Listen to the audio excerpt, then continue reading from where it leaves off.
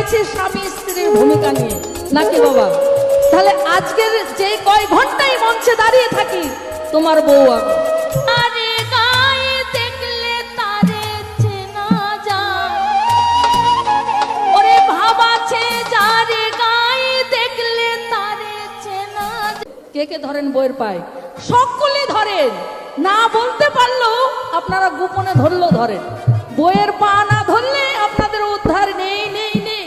আমি অনন্যা বিশ্বাস বলে গেলাম, তাই কি বলছেন?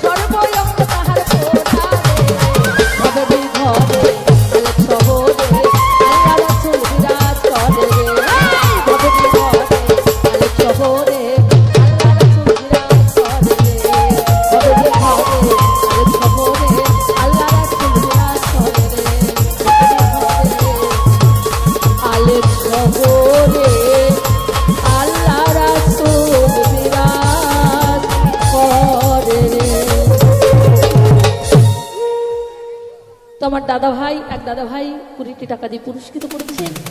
এই টাকা শুধু 20 টাকা নয়, 20 লক্ষর সমান। এটা আশীর্বাদ, তাই সকলের কাছে ধন্যবাদ জানাচ্ছি। এবার উঠবে বোনের মধ্যে বাঘ দেখা যাচ্ছে এরকম ভাব।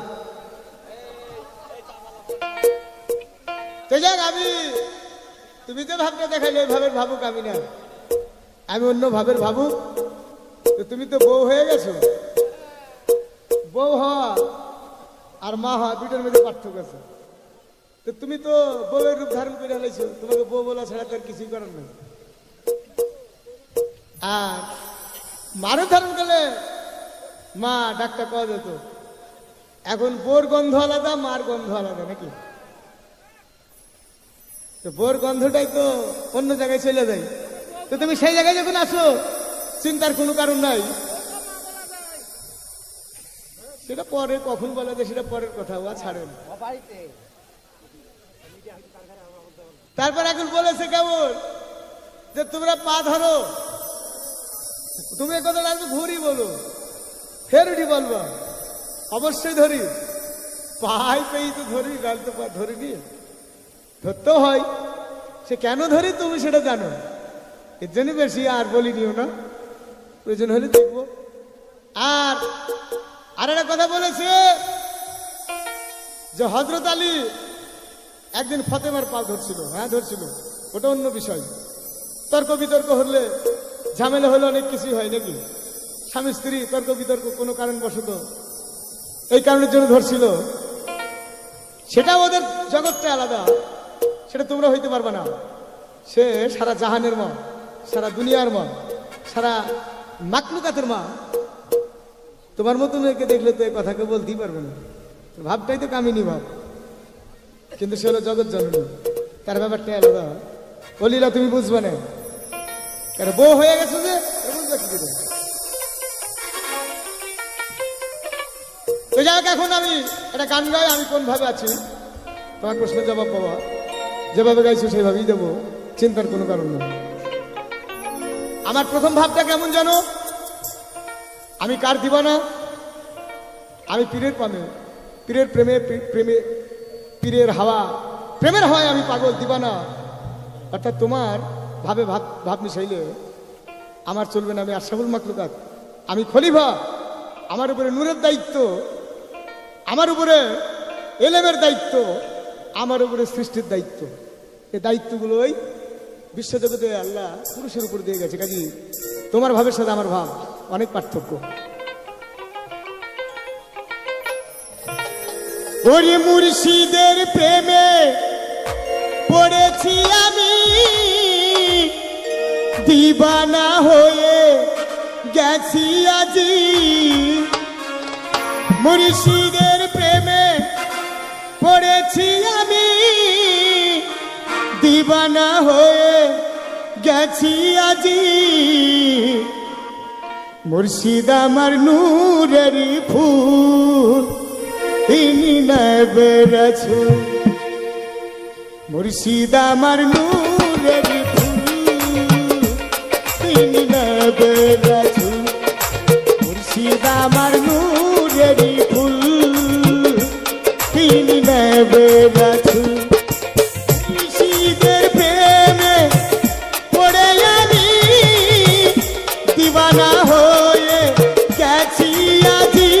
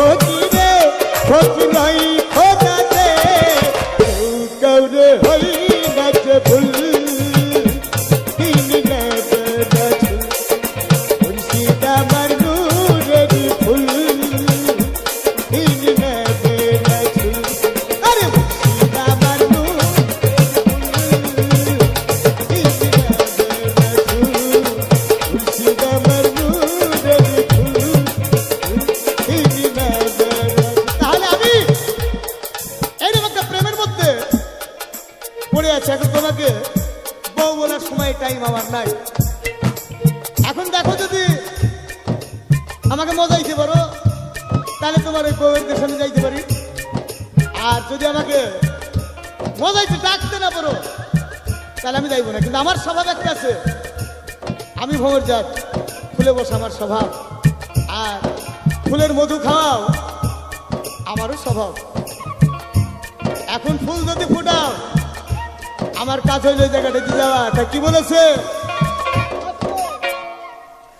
ওরে মিছা মিছি কেন দেখাও তোমার বাহাদুরি রে সহ কেরো নারী তোরে বার বুঝি ঘটলো দুর্গতি। দুর্গতি ঘটবে যদি তুমি ঠেকাইতে না পারো। তোমার অবস্থা যে কি একটু ভালো করে বুঝবে যে কোন জায়গায় আমি এই পুরানি ইন্ডাকশনটা দিয়ে তোমার কথা কই, গানটা ভালো করে বুঝবে। তারপরে ওরে মিছা মিছি কেন দেখাও তোমার বাহাদুরি রেখা নারী তোরে বার বুঝি ঘটলো দুর্গতি। আরে ওরে এরো নারী তোরে বার বুঝি ঘটলো দুর্গতি।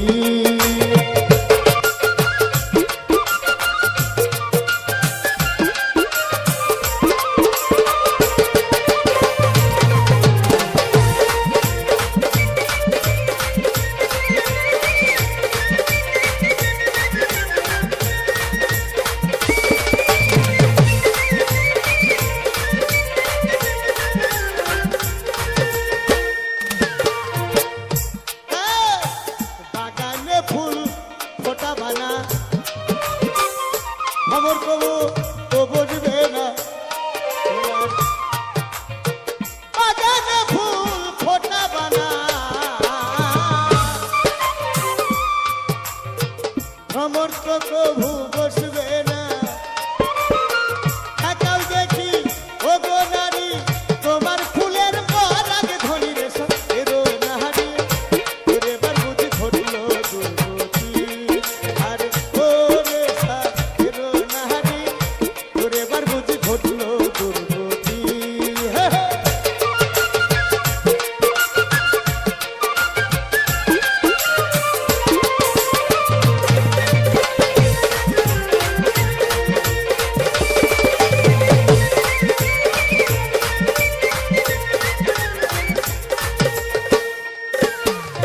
বাগানে ফুল ফুটাবা না মানে তোমার বাগানে ফুল ফুটলে ভ্রমর বসবে, আর ভ্রমর বসলে ফুলের যে পরাগ ওই পরাগটা ভ্রমরের গায়ে লেগে যায়। আর ভ্রমরের গায়ে লেগে গেলে ওই যে ফুলে বসবে আর ফুল থেকে ফল হয়ে যাবে। এখন তুমি যদি পরাগটা ঠেকাইতে পারো তাহলে আর তোর কোনো চিন্তা নেই, কারণ নয়। তুমি বউ হইতে পারবে না, সারা জীবন মা হয়ে থাকবা আর প্রেমের রাজ্যে ভেসে থাকবা। আর যদি পরাগটাকে ঠেকাইতে না পারো তাহলে ফুল থেকে ফল হয়ে গেলে তো তোমার আর কোনো বাহাদুরি নয়। 10 মাস 10 দিন তোমাকে ওই কারাগারে মাল জমাই রাখতে হবে, আর জমা করে ধরে রাখতে হবে।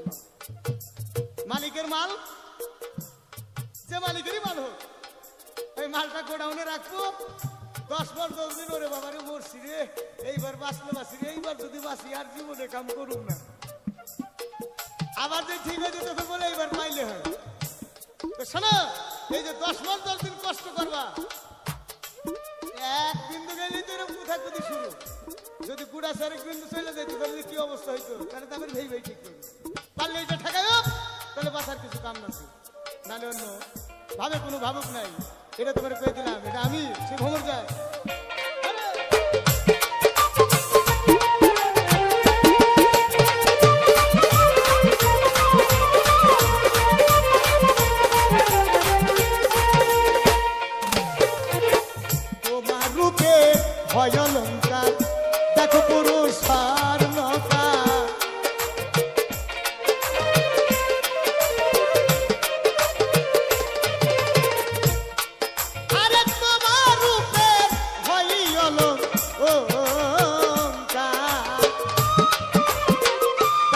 পুরুষ হয় স্বর্ণকার, পুরুষ ছাড়া কে দেখবে তোর রূপের বাহাদুরি রে সতেরো নারী, তোরে বার বুঝি ঘটল দুর্গতি, আর তোরে সতেরো নারী, তোরে বার বুঝি ঘটল দুর্গতি।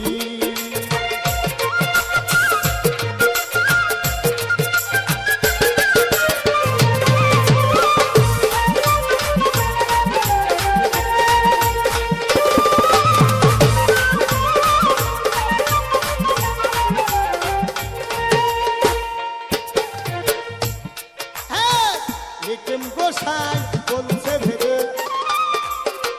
কাঁচা মরা নিজের কাছে,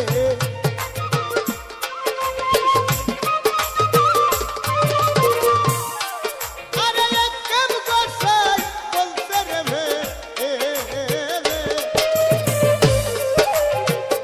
কাঁচা মরা নিজের কাছে, আল্লাহ নামের শব্দ করে গোমের ঘরে ধাক্কা বসিয়ে সতেরো নারী, তোরে বার বুঝি ঘটল দুর্গতি, ওরে সতেরো নারী, তোরে বার বুঝি ঘটল দুর্গতি।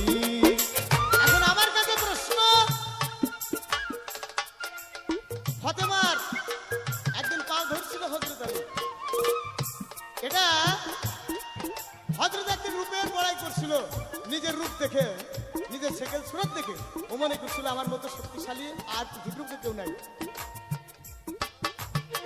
তো যাই হোক, এই কথা শুনে আল্লাহ খুব হযরত আলীর উপরে ক্ষুব্ধ হলেন, দুঃখ পেয়ে গেলেন যে আলী এত বড় কথা বললো, আলীকে না আমি সর্বশ্রেষ্ঠ করেছি, শের উপাধি দিয়েছি, ক্যালেন্ডার উপাধি পেয়েছে, ফৌজদারি উপাধি পেয়েছে, সেনালি উপাধি পেয়েছে, তাই সে এত বড় তর্ক করলো। এখন আমি যদি এর পরীক্ষা করি তাহলে হযরত আলী মারা যাইতে পারে, এই পরীক্ষাটা আমি করবো না, ফতেমাকে দিয়ে করানো হবে। আল্লাহ জিবরাইল ফেরেশতাকে বলে, জিবরাইল ফেরেশতা তুমি ফতেমাকে কথাটা বলে এসো। হযরত আলীর এই কথা শুনে আল্লাহ খুব দুঃখ পেয়েছে, এটাকে পরীক্ষা তোমাকে করতে হবে। আল্লাহর কথা শুনে জিবরাইল ফেরেশতা ফতেমার দরবারে গিয়ে বলল, মা হযরত আলী মসজিদে গিয়ে তার রূপ দেখে, তার চেহারা দেখে নিজেই ভুলে গিয়ে আল্লাহর তাবিদারি জগৎ থেকে ভুলে সে নিজে অহংকারে মেতেছিল যে ওর মধ্যে শক্তিশালী আর পৃথিবীতে কেউ নাই, ইচ্ছা করলে আল্লাহর সৃষ্টি জগৎ কিছু ধ্বংস করে দিতে পারে। এই যে একটা অহংকার, এর পরীক্ষাটা মা তোমাকে করতে হবে।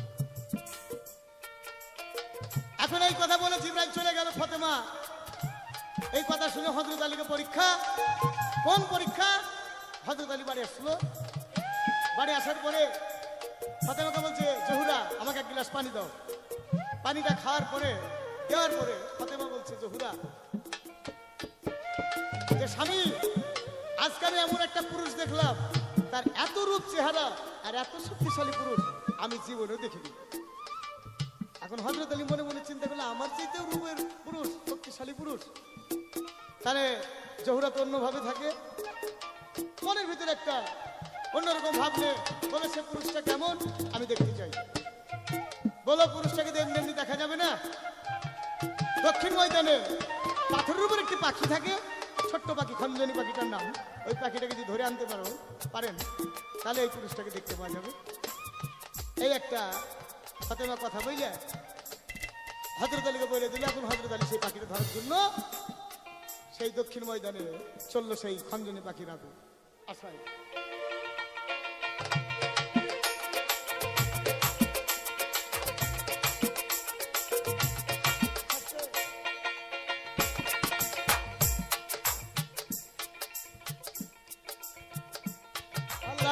প্রেমের হাওয়া লেগেছে তার গায়ে, তার ঘরে থাকা নাই, মলার প্রেমের হাওয়া লেগেছে তার গায়ে, প্রেমের হাওয়া লেগেছে তার গায়ে, তার ঘরে থাকা নাই, মলার প্রেমের হাওয়া লেগেছে তার।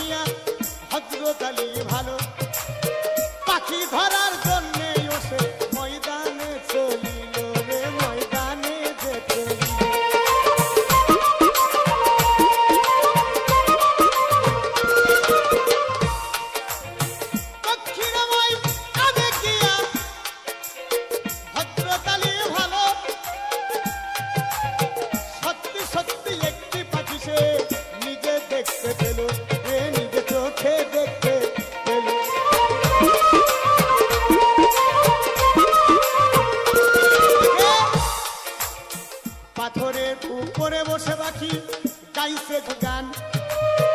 ছোট্টি সামান্য ছোট্টর পাখি, এক ছটাক মাংস তার দেহে, এক ছটাক মাংস তার।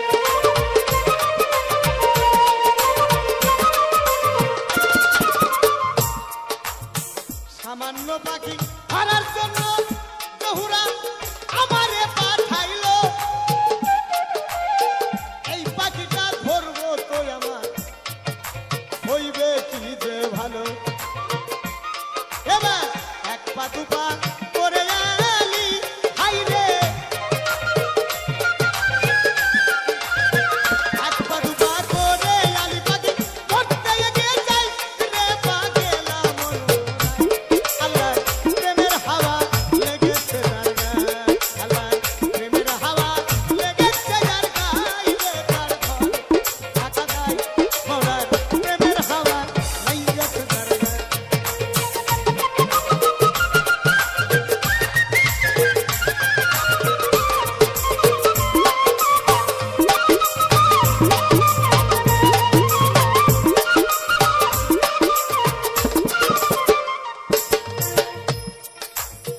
এক পা দুপা কইরা রে আলি আমার অন্তর্ম করিল। পাখিটির কাছে আসতে এগিয়া চলিল। আস্তে আস্তে যাইতে রে আলি মনে মনে কয়, যদি কোনো আওয়াজ হয় পাখি আর তো থাকবে নাই, ওঠে উড়িয়া পালিয়ে যাবে রে পাখি, উড়িয়া হইলে যাবে।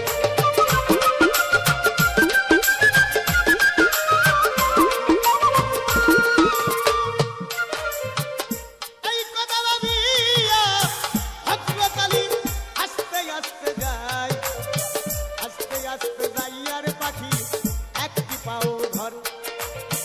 একটি পাও যখন ধরতে গেল হযরত আলী ভালো,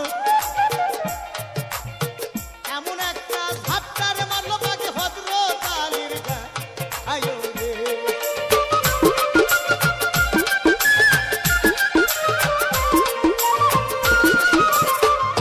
অজ্ঞান হয়ে হযরত আলী মাটিতে পড়ে যায়।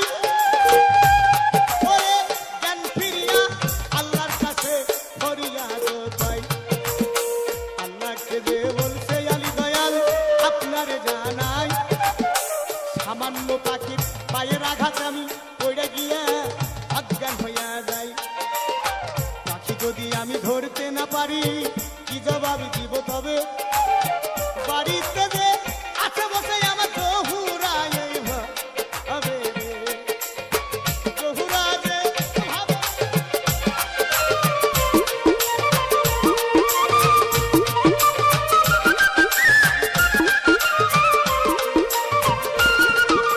আল্লাহকে বল, আল্লাহ গো আপনি আর সারান আমাকে শক্তি দেন, আমি চেষ্টা করব পাখিটি ধরার জন্য। কথা শুনে সাইদাই আমায় কোন কর্ম করিল, আর সারানা শক্তি রে আলীর গায়ে দিয়া দিল রে। শক্তি পায়া হযরত আলী কোন কর্ম করিল, আস্তে আস্তে পাখি নিল কাছে চলে গেল। পূর্বের মতো পাখিটিকে ভাই যখন ধরতে যায়, আবার আর একটা মারলো রে ঝাপটা হযরত আলীর গায়ে, আয়ো রে। এবার হযরত আলী জ্ঞান হারায়া পড়িয়া যে যায় রে, পাগে না মন নাই। আল্লাহর প্রেমের হাওয়া লেগেছে জানায়, আল্লাহর ঘরে থাকা যায়, আল্লাহর প্রেমের হাওয়া লেগেছে যার গায়ে। এবার দ্বিতীয়বার অজ্ঞান হয়ে পড়ে গেল। আবার আল্লাহকে বলে, আল্লাহ গো জ্ঞান ফিরে গেল। বললো দয়াল আমি যে পারলাম না, আমার জহুরা কি জবাব দেবো, আপনি আমাকে আরেকটু শক্তি দান করুন। 12 আনার শক্তি যখন হযরত আলীকে দিল, ধরতে গেল এমন কায়দা করে ধরেছে পাখির 2 পাই ধরে ফেলেছে। যেই পাখি 2 পা ধরেছে, পাখিও মারে টান, এও মারে টান। এই দুনিয়ার ভিতরে একটা ধস্তাধস্তি চলে, টানাটানি। এই টানতে টানতে পাখি দিল উড়ো সারা, হযরত আলী পা ছাড়ে না। দেখি পাখির কি অবস্থা।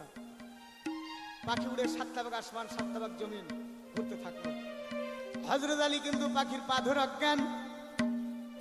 আল্লাহ জিবরাইলকে বলে, এক কাজ করে জিবরাইল এই সামান্যটা পরীক্ষা করতে গিয়ে হয়তো এই দুজন আমার মহানের কোনো ক্ষতি হয়ে যেতে পারে। যদি কোনো কারণে হযরত আলী পা ফসকে যায়, পড়ে যাবে, পড়ে গেলে মারা যাবে, মারা গেলে আমি জবাব দিতে পারবো না। কাজে দরকার নাই, ওরা যে অবস্থা আছে ওই অবস্থাতেই ওদের সেই গ্রন্থ বস্ত্রতা সেই গৃহে পৌঁছে দাও। জিবরাইল পৌঁছে দিল। দেখো হযরত আলী জহুরাকে জিজ্ঞাসা করে, আর জহুরা জিজ্ঞাসা করে কি ব্যাপার। তো জহুরাকে জিজ্ঞাসা করছে পাখি কই। তো পাখি কই কথা যে বলেছে, তখন বলছে পাখি তো আমি ধরতে পারি নাই। তো জহুরা ঘরের দিকে চলে যায়, তো পায়ের কাপড়টা হালকা তুলেছে আটাগোর মতো, আর একবার দেখছে হযরত আলী হাতের চিহ্ন। তো বললে তো সম্পূর্ণ হবো আমার হাতের চিহ্ন, এখানে আসলে কি করে। তো হলো জহুরা একটু থামো, তোমার পায়ের চিহ্নটা কিসের। তো দেখছে তো আমার হাতের চিহ্ন।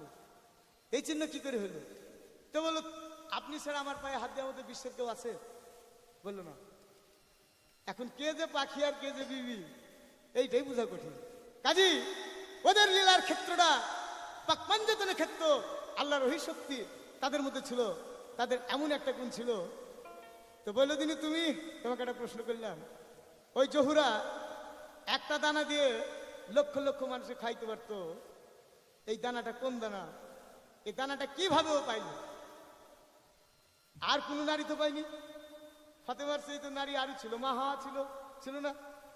হাওয়া ইসলাম সত্য হাওয়া, সেও প্রথম নারী, সেইরকম কোনো শক্তি পাইল না। যেমন আকলিমা ছিল, তারপরে গাজুমা ছিল প্রথম নারী।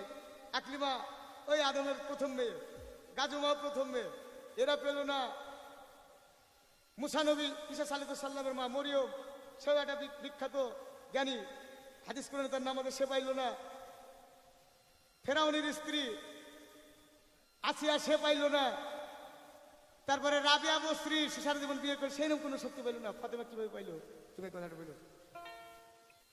দেখো জ্বালা কেমন। আর সনাতন সত্যি একটা নারী ছিল, এই নারীটা যতক্ষণ সূর্য থাকতো ততক্ষণ সে লক্ষ লক্ষ মানুষের খাইতে পারতো। সে এমন কোন সাধনা করছিল, সেটাকে বর্তমান জগতে কোনো নারী করতে পারে, তুমি দেখাইব। শুধু স্ত্রীর নাম ধারণ করলে হবে না, গুণ দেখাইতে হবে।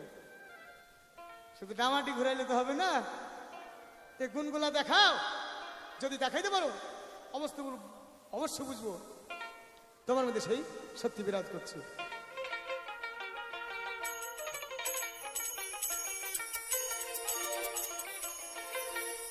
হলো প্রশ্ন, তোমার কাছে বেশি কিছু বললাম না, তুমি আবার বলবো ব্যাপারটা কি।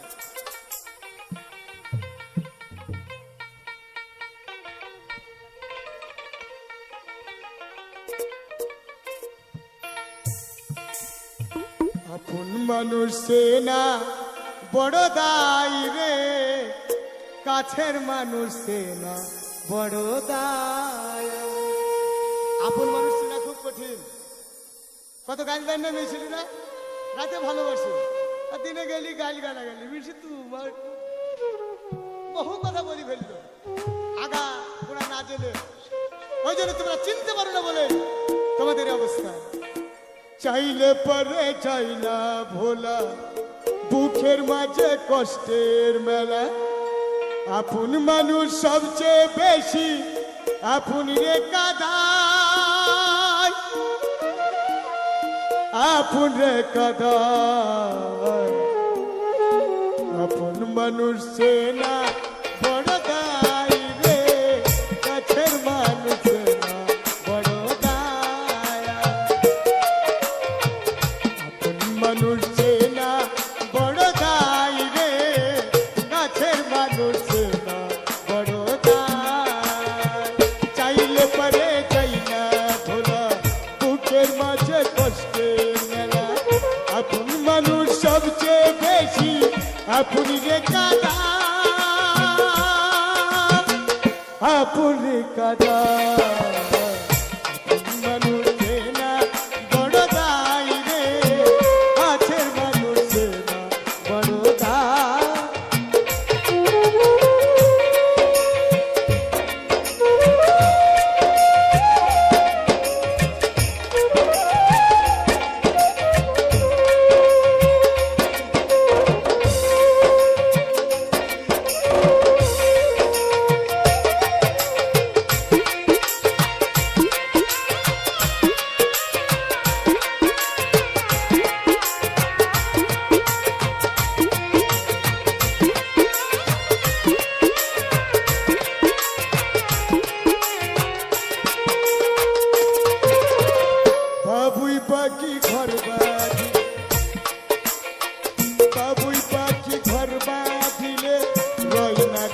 খা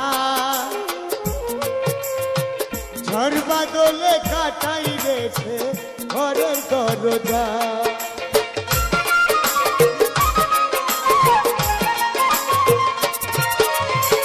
পারে না সে ছাড়তে মায়া পারে না ঠিকানা আমি হলাম পথের পথি সবই আমার জানা কারণে অকারণে মানুষ শুধুই বদলে যায় শুধুই বদলে যায় আপন মানুষে না বড় দায় রে কাছের মানুষে না বড় দায় মানুষে না বড় দায় রে কাছের মানুষে না বড় দায়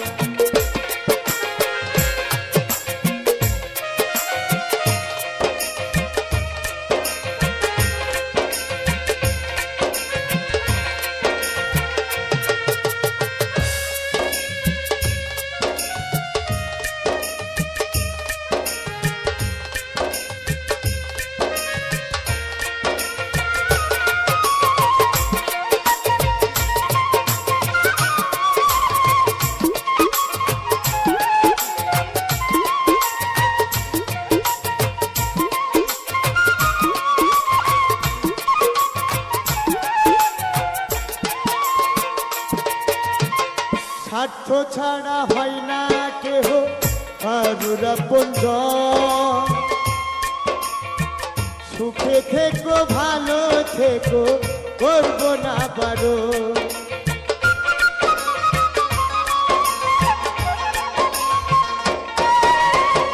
অন্তিম জোরে কষ্টের কথা সবাইকে বলতে মানা আমি হলাম পথের মানুষ সবই আমার জানা সময় সুযোগ পেলে মানুষ শুধুই বদলে যায় শুধুই বদলে যায় আপন মানুষে না বড় দায় রে কাছের মানুষে না বড় দায় তাই কেমন স্বার্থ ছাড়া কেউ কারোর আপন হয় না আমরা যখন বিয়ে করতে যাই এর মধ্যে একটা মেয়ে কাছে ছোট বাজাবা তখন বিয়ের আগে কি বলে বলে দেন মোহরটাকে শোধ করো বলে না দেন মোহর শোধ না করলে তোমার সাথে আমার বিয়ে করা সম্ভব হবে না দেন মোহরটা আসলে শোধ করতে হবে দেখো সেদিন তো আমি তোমার কিছু দেখলামই না তোমার কিছু গ্রহণও করিনি তোমার চেহারাটা আমি ভালো দেখিনি তাহলে আমার সাথে দেন মোহরটা কোন কারণের জন্য নিলে আর কোন কারণে তুমি দেন মোহর নেওয়ার জন্য দাবি করো এটা বলবো আমরা জানি একটা মোহরের জন্য আমরা দেনাদারি হই, নাকি? একটা মোহরকে দর্শন করতে গেলে সেখানে কিছু দিয়ে দর্শন করতে হয় তো তোমার কাছে যে মোহর আছে মোহরের জন্য আমরা দেনাদারি হই তাহলে আমরা তো মোহরটা গ্রহণই করলাম না কেন আমরা দেনাদারি হব কোন কারণের জন্য দেনাদারি হব এবং এই মোহরের দেনাদারটা কোন নারীর পাওনা তুমি সুন্দরকে জিনিসটা পারলে বোঝাই দিয়ে দেখবো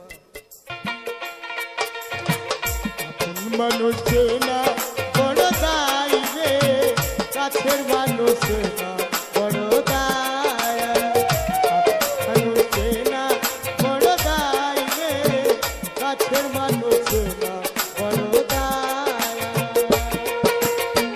চাইলে পারে যাই না ভোলা বুকের মাঝে কষ্টের মেলা আপন মানুষ সবচেয়ে বেশি আপনি রে কাদা আপন রে কাদা মানুষে না বড় দায় রে কাছের মানুষে না বড় দায় মানুষে না বড় দায় রে কাছের মানুষে না বড় দায় মানুষে না বড় দায় রে কাছের মানুষে না বড় দায়